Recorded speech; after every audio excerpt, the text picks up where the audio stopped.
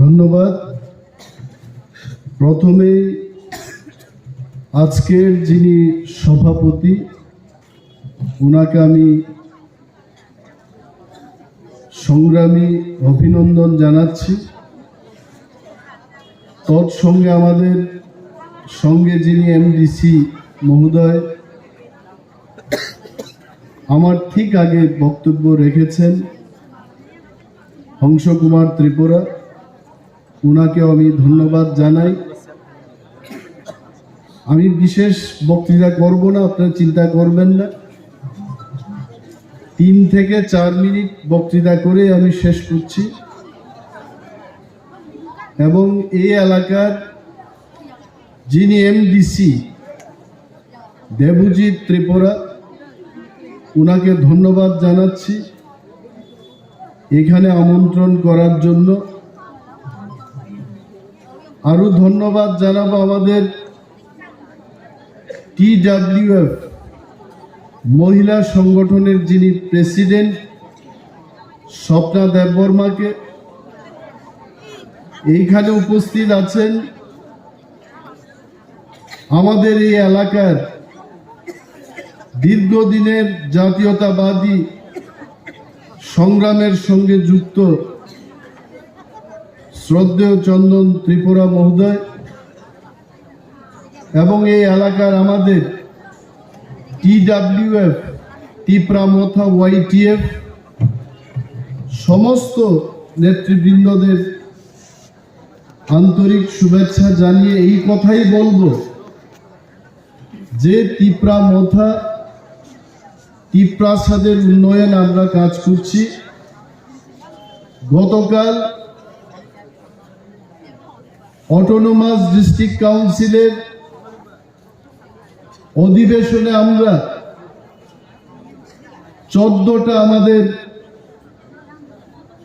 জনগোষ্ঠীর কাস্টমারি ল 39 বছর বাদে এটা পাশ করে টিপ্রাসাদের সংস্কৃতি রক্ষার কাজ আমরা করতে পেরেছি। এটা আপনারা কতজন বুঝবেন আমি জানি না। আমাদের নিজস্ব একটা বিশ্বাস আছে, রীতিনীতি আছে। এটাকে আমরা গতকাল এডিসির মধ্যে পাশ কইরা প্রথম আমরা ত্রিপুরা রাজ্যের টিপ্রাসাদের জন্য আমাদের নিজস্ব আইন চালু করতে পারব। এবং সবচেয়ে গুরুত্বপূর্ণ যে বিষয়টা, ত্রিপুরা রাজ্যের বেকাররা তারা পুলিশের চাকরি কবে করতে পারবো এই প্রশ্ন আমাদের সবসময় করে থাকে। এবং পুলিশের রুলস, পুলিশের যে আইন, এইটাও কালকে আমরা পাশ করে এখন 1 ব্যাটালিয়ন পুলিশ আমরা আমাদের যুবক যুবতীদের দিতে পারবো। এই ঐতিহাসিক বিল কালকে পাশ হয়েছে। এবং আগামী বিধানসভা নির্বাচনে আমাদের হংস কুমার ত্রিপুরা বলেছেন যে টিপ্রামথা ছাড়া ত্রিপুরায় কোনো দল সরকারে আইতে পারত না। আমরা সমীক্ষা কইরা জানলাম যে একা ত্রিপুরা মথা 34 থেকে 38টা সিট দখল কইরা আমরা ক্ষমতায় আইমু। এখন ত্রিপুরার আগের মুখ্যমন্ত্রী, এখনকার মুখ্যমন্ত্রী সে ডক্টর মানিক সাহা, তার আগের মুখ্যমন্ত্রী এখন বলে বলে মানুষের কাছে টিপ্রামথা এটা হাওয়ায় আইছে, হাওয়াই যাইব গিয়ে এটা বেশি দিন থাকতো না। আপনারা এখানে যারা উপস্থিত, আপনারা সেই মুখ্যমন্ত্রীকে বলবেন আপনি নিজে হাওয়াই ত্রিপুরাতে আইছেন, আর 5 বছর শেষ না হইতে হইতে হাওয়ায় আবার দিল্লিতে গেছেন গা। আমরা হাওয়াই আইছি না, মনুবঙ্কুল থেকে শুরু কইরা খোয়াই পর্যন্ত, ধর্মনগর থেকে শুরু করে সিমনা পর্যন্ত এই রাজ্যের 19 তিপ্রাসারা আমাদের বুকের ব্যথা নিয়ে আমরা গ্রেটার তিপ্রাল্যান্ডের দাবি নিয়ে জন্মগ্রহণ করছি। আমরা হাওয়ায় আইছি না, উনার কাছে আমরা হাওয়ায় আইছি মনে হইতাছে।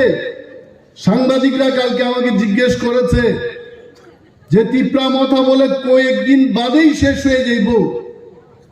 আমি সাংবাদিকদের বলেছি তিপ্রা মথায় একমাত্র দল থাকবে, আগামী 3000 বছরেও শেষ হইত না, এটা থাকবো, বাচ্চা থাকবো।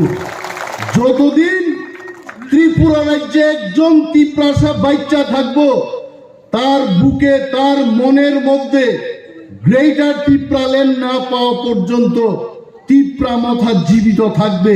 এইটা তিপ্রাসাদের প্রতিজ্ঞা।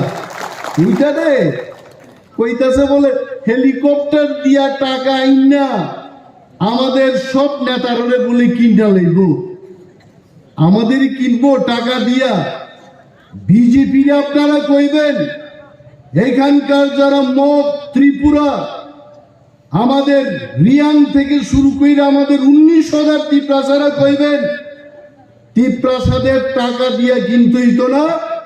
তিপ্রাসাদের যদি কিনতে হয় গ্রেটার তিপ্রাল্যান্ড দিয়ে আপনারা কিনেন, আমরা বিক্রি হওয়ার জন্য প্রস্তুত। যদি কেন্দ্রের বিজেপি সরকার আমাদের গ্রেটার তিপ্রাল্যান্ডের দাবি দেয়, আমরা কালকেই বিক্রি হয়ে যাব, আমাদের কোনো আপত্তি নাই। কিন্তু এই গান্ধী মাথা নিয়ে, গান্ধী মাথা বুঝছেননি, টাকা খুলে দেখবেন মহাত্মা গান্ধীর চেহারা দেখবেন, আমার মতো চুল নাই মহাত্মা গান্ধীর। এই গান্ধী মাথা নিয়ে আইব এরা, গান্ধী মাথা দিয়ে আমাদের কিনবে। এটা আইপিএফটি রে কিনতে পারে, এটা এনএসপিডি পার্টিরে কিনতে পারে। আমরা এখানে এনসি অবস্থা দেখছেন তো আপনারা। কইছেন আগে গ্রেটার তিপ্রাল্যান্ড না, তিপ্রাল্যান্ড আইন না দিমু। নিজের দেহের সমস্ত ড্রেস খুললা বড়মুড়া পাহাড় আটকাইছে তিপ্রাসারা, তিপ্রাল্যান্ড আমরা পাইনি। এখন তিপ্রাল্যান্ড যিনি দাবি কইরা মন্ত্রী হইছেন, উনারে কয়েকদিন আগে সাংবাদিক জিগাইছে তিপ্রাল্যান্ড তো আর হইছে না, মানুষ তো সব গ্রেটার তিপ্রাল্যান্ডে যাইতেছে গা। টাইম কথা কইতে পারে না, কইতো করছে। টাইম কি কইছে মানুষ আর বুঝে না। তাই না আসলে এটাই কইতে চাইছে, কয় আমার দ্বারা তো আর হইছে না, যে যারা আছে সব যাওগা। কিন্তু মানুষ তো বুঝে না। এখনো দেখলাম গতকাল ধলাই জেলার মধ্যে ওই এনসি বাবুর কয়েকজন মহিলারা এখনো আছেন। সারা ত্রিপুরা রাজ্যের মহিলারা না বুঝে, এনসি বাবু তো কথা বুঝায় আর কইতে পারেন না, টাইম কইতে চাইছিল ওয়া কইরা তোমরা যাওগা।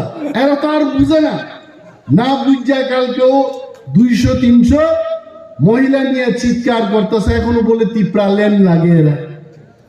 এই পরিস্থিতিতে আজকে দেখলাম আসার পথে বিজেপি একটা সর্বভারতীয় দল, ত্রিপুরার দল না, সারা পৃথিবীর মধ্যে সবচেয়ে বড় দল বলে বিজেপি। তার মানে বিজেপি ছাড়া ভারতবর্ষে আর বড় দল নাই, এটাই বড় দল।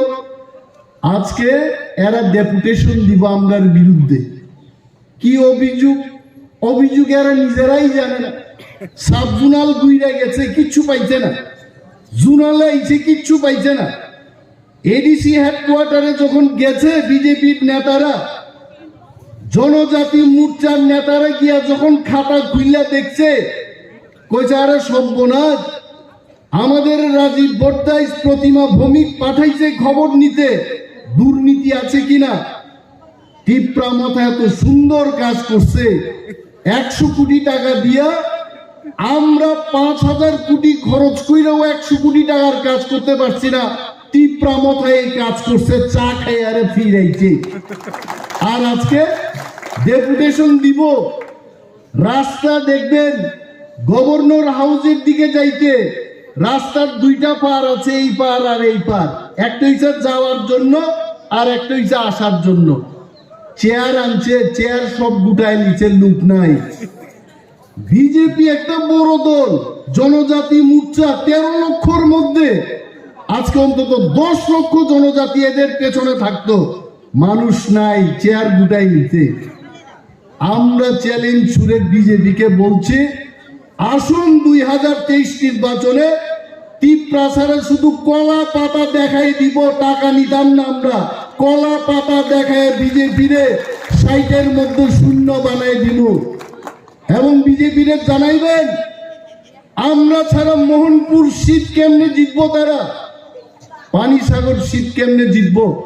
এসপির মধ্যে এরা খাতা খুলতো না, আগে আইপিএফটির কান্দে বইয়া সব সিট জিতছে এরা। এইবার আমরা কই আমরা 25টা সিট দেব, গ্রেটার টিপ্রাল্যান্ডের দাবি ছাইরা দাও। আমরা এনসি দেববর্মার মতো না মহারাজ। প্রদ্যুৎ মানিক্য পরিষ্কার ভাবে বলে দিয়েছে, আমার টিপ্রাসাকে বিক্রি করে আমি সিট নেব না। যদি আমাকে পেতে চান বিজেপি, গ্রেটার টিপ্রাল্যান্ড নিয়ে আমাদের দিতে হবে, নতুবা কোনো সমঝোতা হবে না। আপনারা বুঝতে পারছেন বিজেপি এখন বিজেপি হাওয়া টাইট। কংগ্রেস আর সিপিএম এর মধ্যেও বলে আতাত হইছে। আগে সিপিএম এর মাইর খাইতে খাইতে কংগ্রেসের বহু নেতা মার্ডার হয়েছে সিপিএম এর হাতে। এরা এখন আর শত্রুতানি ভুললে এরা মনে করছে যে বিজেপির আটকাইতে এইবার সিপিএম আর কংগ্রেস এক হইতেইব। এরাও আমরা কইতাছে আমরার মঞ্চে আইও।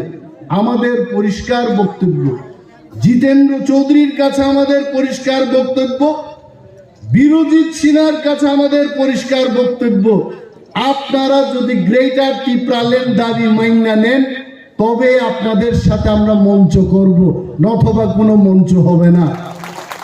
বিজেপির আমরাও লড়াই করব। এখন আপনারা শুনে নেন, বিজেপির কাছে কোনো পথ নাই। বিজেপির সমীক্ষায় কত সিট আইছে জানেননি? 5 থেকে 8টা সিট বলে বিজেপি জিতব। মোদিজি যেদিন আগরতলায় আইছিলেন, এয়ারপোর্টের ভিআইপি লঞ্চে বইয়া ত্রিপুরার সমস্ত বিজেপি নেতাদের টাইম জিগাইছে, এত বড় ময়দানে কেন এখানে জনজাতির তেমন মুখ আমি দেখি নাই। এরার জবাব নাই। আর মোদিজি বুঝে গেছেন ত্রিপুরাতে জনজাতিরে পাইতে গেলে কিছু একটা করতে হইব। এই কারণে আমাদের থামসা থাকতে হইব। থামসা যদি থাকে মোদি বাধ্য হইব আমাদের গ্রেটার টিপ্রাল্যান্ড দিতে। আর যদি আমরা টাকা নিয়ে এই ঘরের লুবে, শুকরের লুবে, চাকরির লুবে যদি আমরা আমাদের থামসা ভাঙ্গা বিজেপি বা অন্য দলের সমর্থন করি, আমাদের গ্রেটার টিপ্রাল্যান্ড হবে না। আমি অনেক কিছু বলতে চাই, কিন্তু আমি জানি এখানে যারা মহিলারা আইছেন এরা তো যারা বিয়ে শাদী করা, অনেকের স্বামী দেখবো গড়ি দেখা এত বক্তৃতা দিছেনি অনিমেষ দেববর্মা এখানে আটকে রাখতে, বাইর গেলেই দরবার হইব। আটকানির আমার কোনো ইচ্ছা নাই। আগামী দিন আবার আসবো আপনাদের মাঝে, বক্তব্য রাখবো। ভাত খাওয়ারও তো একটা টাইম আছে। এখন কেউরে যদি রাত্রি 1টার সময় কয় দাদা মাংস দিয়া ভাত খেতে খাইব নি, ভাত এটা ঘুমাইব, তখন বক্তৃতা দেওয়ানেরও একটা সময় আছে। এই সময়টা বক্তৃতা দেওয়ানের না, সূর্য থাকতেই আমাদের আসা উচিত ছিল, বক্তৃতা দেওয়ার উচিত ছিল। যাই হবে, তীব্রামতা ছাড়া ত্রিপুরায় নতুন সরকার হচ্ছে না এবং আমরা একাই সংখ্যাগরিষ্ঠতা লাভ করে আমরা সরকার গঠন করছি। এই বিশ্বাস রাখা আপনারা বাড়িতে যান, মহারাজার নাম নেন, থামসা থাকেন। এই কথা কয়ে আমি আমার বক্তব্য শেষ করছি। তীব্রামত হায়ুক্লক্তম বোবাগ্রায়